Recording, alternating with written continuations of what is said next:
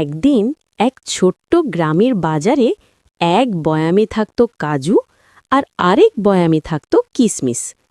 কাজু ছিল একটু গর্ডিত। সে ভাবত, আমি তো সবার প্রিয়, এত সুন্দর দেখতে।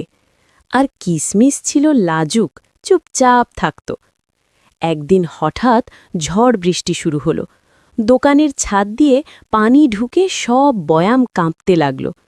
কাজুর বয়ামটা উল্টে গিয়ে মাটিতে পড়ে গেল। কাজু ভয় পেয়ে গেল, বাঁচাও, আমি পড়ে যাচ্ছি। তখন কিসমিস তার ছোট ছোট বন্ধুলা নিয়ে এগিয়ে এলো।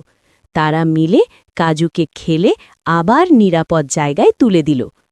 কাজু অবাক হয়ে বলল, তুমি আমাকে বাঁচালে, অথচ আমি তোমাকে কখনো বন্ধু ভাবিনি। কিসমিস হেসে বলল, বন্ধু হতে বড় বা ছোট হওয়া লাগে না, মনটা ভালো হলেই হয়। সেদিন থেকে কাজু আর কিসমিস হয়ে গেল সবচেয়ে ভালো বন্ধু। তারা একসাথে থাকতে লাগল, আর দোকানের সবাই তাদের বন্ধুত্ব দেখে হাসত।